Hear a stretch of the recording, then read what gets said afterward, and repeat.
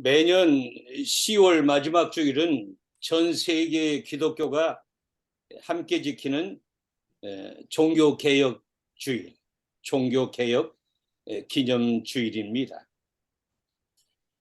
좀 아쉽기는 해요. 요즘 종교개혁 주일에 관심을 두는 교회가 많지 않고 목사님들도 관심이 없는 듯 합니다.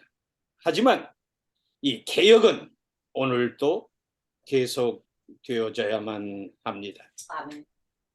1517년 10월 31일 정오, 당시 천주교회의 이 잘못된 점을 지적하고 95개조의 항의문, 제가 항의문이라고 말씀을 드렸습니다만 토론 주제를 비텐베르그 대학교의 정문에 붙여 놓음으로써 역사적인 종교개혁의 깃발을 높이 든 것입니다. 그러니까 금년이 종교개혁 506주년이 됩니다. 루터의 개인 개혁 정신으로 우리 각자의 신앙과 또 우리 교회를 한번 개혁했으면 하는 마음입니다. 여러분 잘 아시는 대로 루터의 개혁 원리는 세 가지지요. 첫째는 오직 성경입니다. 신앙과 행위에 단 하나밖에 없는 정확하고도 흠이 없는 표준이 바로 성경입니다. 성경 외에는 없어요. 둘째는 오직 믿음입니다. 인간의 선한 행실을 통해서 구원을 받는 게 아니, 속죄표를 사서 구원받는 것이 아니라 믿음으로 구원이 가능하다는 것이. 세 번째는 만인 제사장직이지요. 신부님들의 고해 성사 없이 하나님께 직접 나가서 죄를 고백하고 용서를 받을 수 있다는 것입니다. 천주교회에서는 우리들을 특별히 당시에 루터와 그의 추종자들을 프로테스탄트라고 불렀습니다. 이 프로테스트라고 하는 말 여러분이 잘 아시다시피 항거한다, 반대한다 그런 뜻이 아니겠어요? 중세 로마 캐톨릭 교회의 비성경적인 부패를 고치기 위해서 항거하고 반대하고 나온 것이 바로 개혁주의자들, 그리고 그 후손들이 바로 우리인 것입니다.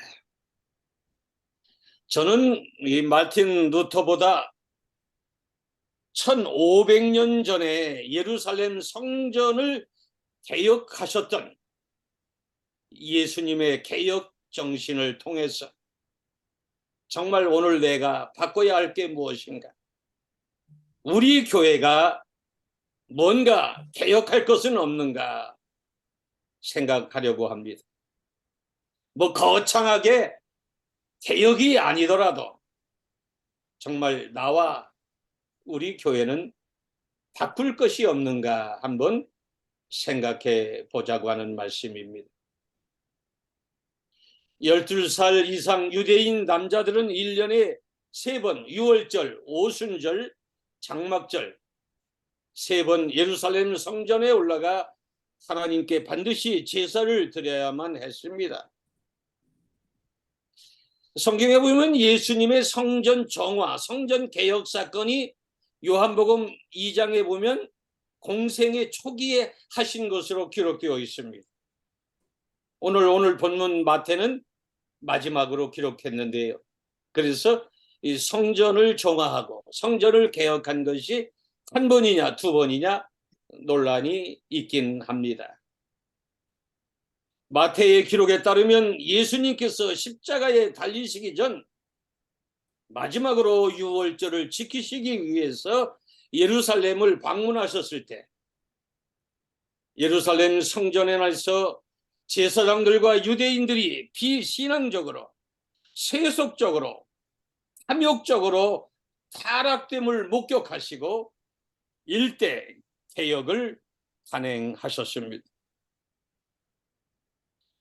예수님은 성전에서 행해지고 있는 불의를 도저히 묵과하실 수 없으셔서 성전을 정화하셨습니다. 성전에서 매매하는 자들을 내어 쫓았습니다. 환전상의 테이블을 그리고 비둘기 파는 사람들의 의자를 둘러 엎으시며 하나님의 집은 기도하는 집인데 강도의 소굴을 만든다고 호된 꾸지람을 하셨습니다. 저는 오늘 예수님의 성전 정화, 즉 성전 개혁의 사건을 통해서 오늘 나와 우리 교회가 정말 필요한 개혁의 세 가지 요소를 찾아보려고 합니다.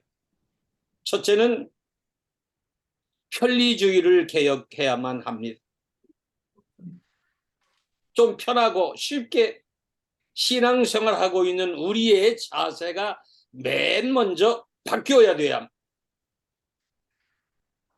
이 마태복음 오늘 본문에는 비둘기만 나와 있는데 요한복음에 보면 소와 양과 비둘기라고 기록되어 있습니다. 저 먼 지방에서 제사를 드리기 위해 살아있는 소나 양이나 비둘기 동물을 예루살렘 성전까지 데리고 오는 게 쉬운 일이 아니었습니다. 문제는 성전에 이제 동물들을 데리고 왔지만 제사의 제물로 합격과 불합격을 판정하는 그런 시스템이 있었대요. 그래서 웬만하면 다 불합격이 되었다는 얘기입니다. 그래서 집에서 짐승을 데리고 오는 것보다는 성전에서 파는 짐승들을 돈 주고 사서 제물로 드리는 것이 훨씬 쉬웠다고 하는 얘기입니다. 물론 값이 엄청 비쌌지. 오죽하면 오늘 본문에 보면 예수님께서 그 사람들을 향해 강도라고 했어요. 강도, 라벌이라고 표현을 했습니다. 성전에서 동물을 매매하는 일은 대제사장들의 승인하에 이루어진 것입니다. 예루살렘 성전에서의 매매나 환전 행위는 예배자들을 위해서 그들의 편의를 위하고 편리를 제공하기 위해서 처음에는 시작된 것입니다. 물론 사서 고생할 필요는 없어요. 그런데 쉽게 편하게만 신앙생활을 하려고 하다가 타락해버리는 경우가 참 많습니다. 어느 믿음 좋은 권사님이 새벽 기도회마다 눈물을 흘리며 큰 소리로 기도하셨습니다. 하나님, 우리 남편 사업을 빨리 망하게 해주세요. 하나님, 우리 남편 사업이 꼭 망했으면 좋겠습니다. 눈물로 새벽마다 기도하셨어요. 2주쯤 지난 후에 담임 목사님이 권사님을 만났습니다. 이유를 물었어요.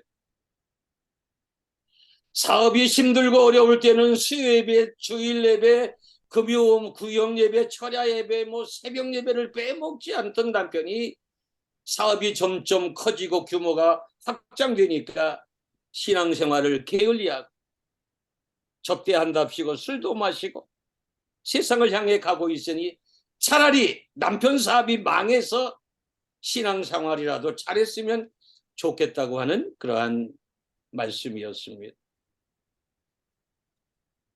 오늘 우리 교회가 아니 나 스스로가 개혁해야 할 일 중에 하나가 바로 편하게 쉽게 예수님을 믿는 것입니다. 제가 목회를 20년 했어요. 이미 목회를 짧게 하고 빨리 은퇴를 했습니다만 목사로서 경험한 것 중에 가장 힘든 일이 예배입니다. 예배는 편한 게 아니에요. 내 안에 있는 죄를 끄집어내서 하나님 앞에서 회개하고 새 사람이 되는 게 쉬운 일이 아니더라고요. 찬송 1번 불렀다고, 찬송 2번 불렀다고, 기도했다고, 30분 목사님의 설교를 들었다고 해서 내가 변화를 체험하는 게 아니라는 말씀이에요. 나를 따라오려거든 자기 십자가를 지라고 예수님 말씀했죠. 내 주를 가까이 하게 함은 십자가 짐 같은 고생이라. 338장 1절입니다. 우리 주님 예수님을 위해 좀 더 수고를 하자는 말씀입니다. 비싼 고난의 복음을 값싼 싸구려 복음으로 바꾸지 말자는 말씀이에요. 현대교회의 특징 중 하나가 무엇입니까? 오늘 현대교인들의 특징이 뭐예요? 수고 없이 예수님을 따르겠다는 것입니다. 땀 흘리지 않고 예수를 믿겠다는 거예요. 고난과 고통 없이 주님의 뒤를, 십자가를 따라가겠다는 것입니다. 벤스 헤브너라는 분이 이런 말을 했더라고요. 하나님의 진실된 종은 그가 축복의 꽃다발을 얼마나 많이 받았는가에 의해서가 아니라 얼마나 많은 돌 팔매를 받았는가 의해서 평가되어져야 한다. 오늘 뭐 많이 안 나오셨습니다만 여러분, 우리가 하나님 앞에 갔을 때 하나님 앞에 보여드릴 게 뭘까요? 축복의 메달이 아닙니다. 축복의 금메달이 아니에요. 고통의 상처 자국이어야만 합니다. 갈라디아서 6장 17절에서 바울은 내가 내 몸에 예수의 흔적을 가졌다고 말씀하고 있습니다. 예수님을 믿고 따르는 우리 아르케 성도 여러분, 지금 여러분에게는 예수 그리스도의 고난의 흔적이 있습니까? 예수를 너무 쉽게 믿지 말자는 것입니다. 두 번째는 상업주의를 개혁해야만 합니다. 오늘 본문의 예수님은 강도의 소굴이라. 옛날에는 그 옛날 성경, 뭐 옛날이라고 하기보다는 그 개혁 개정 전의 성경은 강도의 구렬, 그렇게 표현을 했죠. 제가 보는 그 영어 성경에는 영어의 그 댄으로 표현을 했더라고요. 근데 요한복음을 가서 보면 요한복음 2장에 나오죠. 장사하는 집으로 말씀하고 있습니다. 예루살렘 성전이 하나님께 예배하는 집이 아니랍니다. 예루살렘 성전이 장사하는 집, 다시 말해서 마켓으로 변했다는 거예요. 성전이 마켓이 되었다는 것입니다.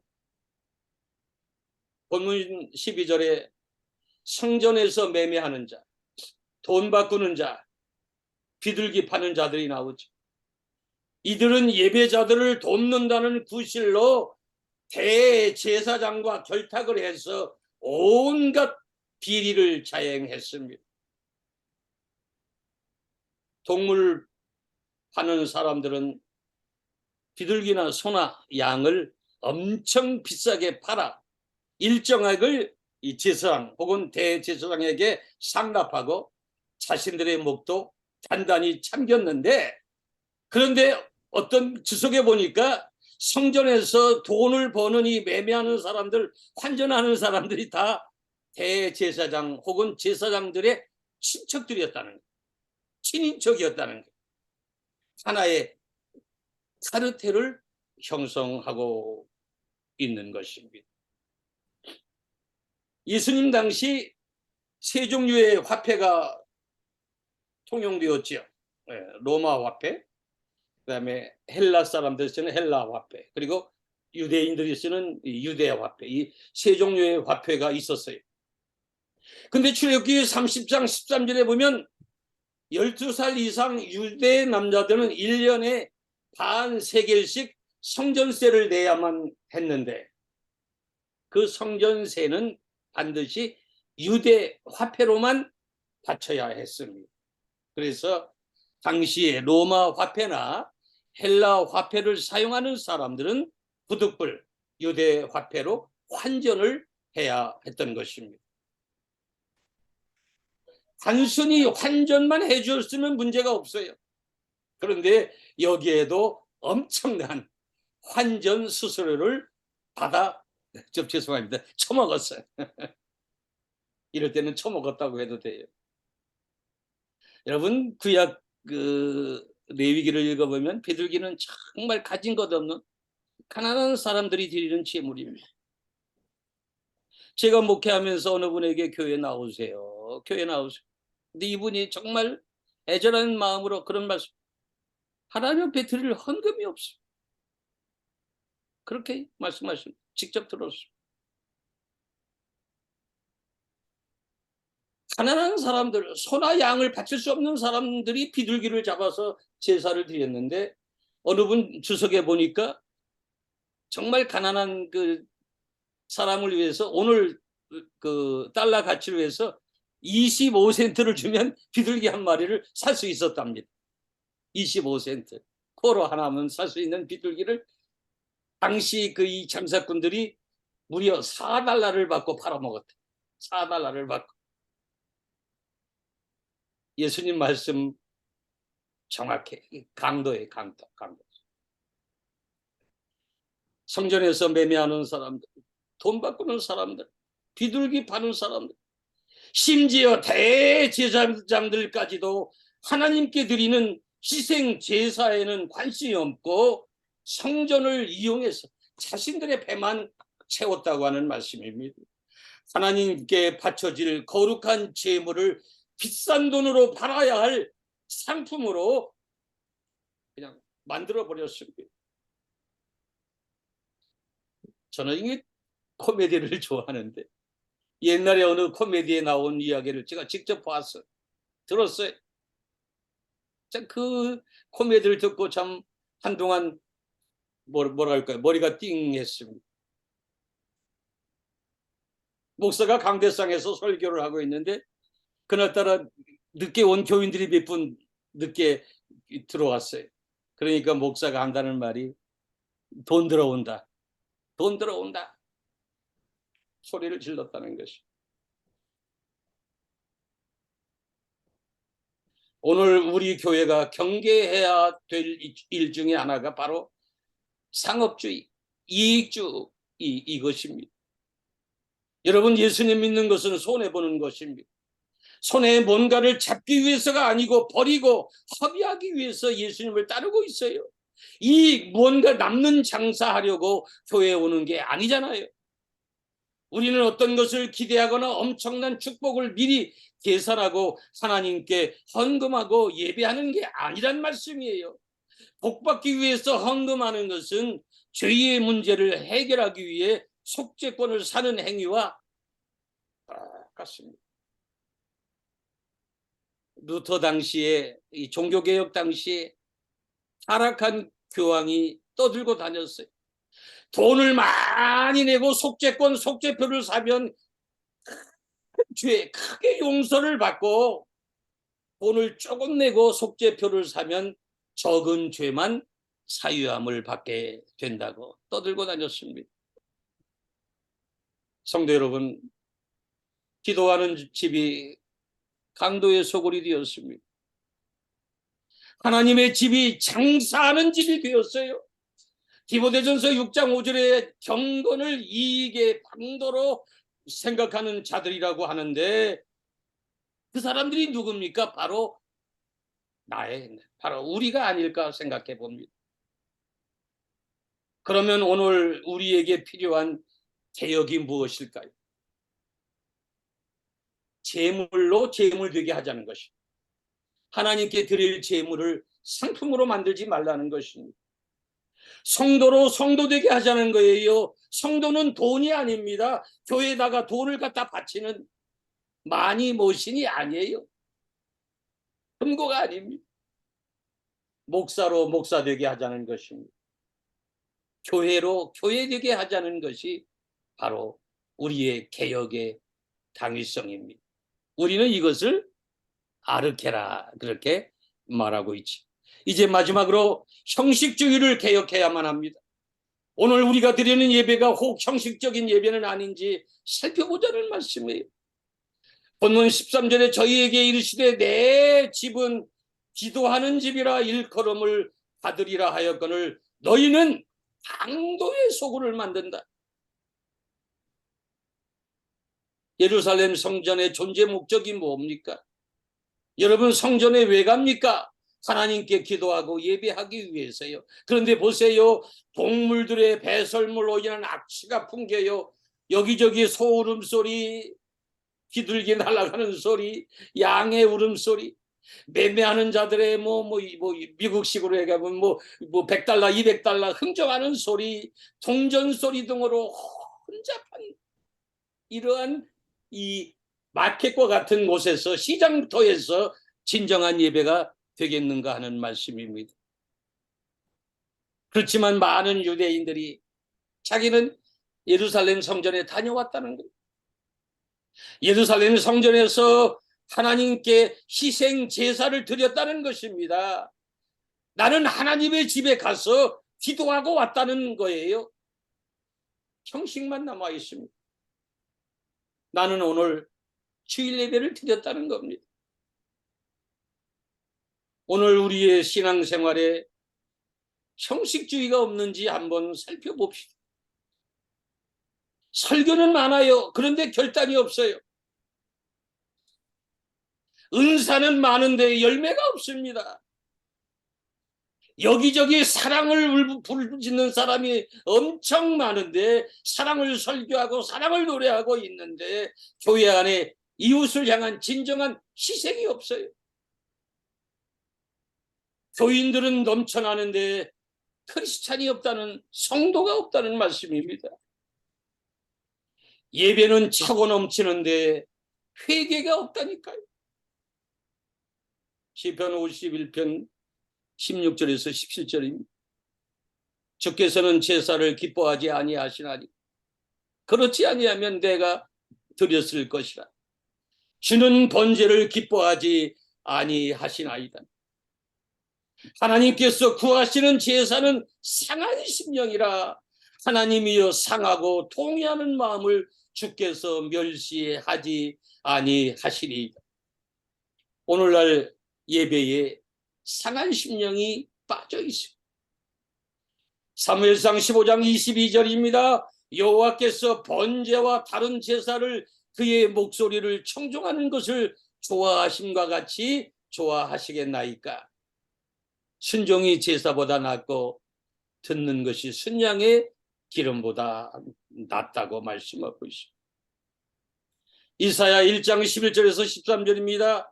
여호와께서 말씀하시되 너희의 무수한 재물이 내게 무엇이 유익하냐. 나는 순양의 번제와 살찐 짐승의 기름에 배불렀고 나는 수송아지라 어린 양이나 순념소의 피를 기뻐하지 아니하노라. 너희가 내 앞에 보이러오니 이것을 누가 너희에게 요구하였느냐. 내 마당만 밟을 뿐이니라. 헛된 재물을 다시 가져오지 말라. 분양은 내가 가정이 여기는 바요 월삭과 안식일과 대회로 모이는 것도 그러하니 성회와 아울러 애가 악을 행하는 것을 내가 견디지 못하겠노. 심각한 말씀입니다. 헛된 재물을 다시 가져오지 말라. 헛된 예배를 드리지 말라는 얘기입니다. 제가 신학교를 다닐 때부터 이 예배학에 관심이 많아서 이 예배학 세미나, 예배 갱신 세미나에 몇 번 참석한 적이 있어요. 어느 강사가 또 독한 말을 하더라고요. 오늘 우리 예배가, 우리 한인교회, 이민교회뿐만 아니라 한국에 있는 교회의 예배가 살아있는 하나님과의 교제, 살아있는 예수님을 만나는 그러한 삶의 축제가 아니라, 죄송하지만 추도식이래요. 추도식.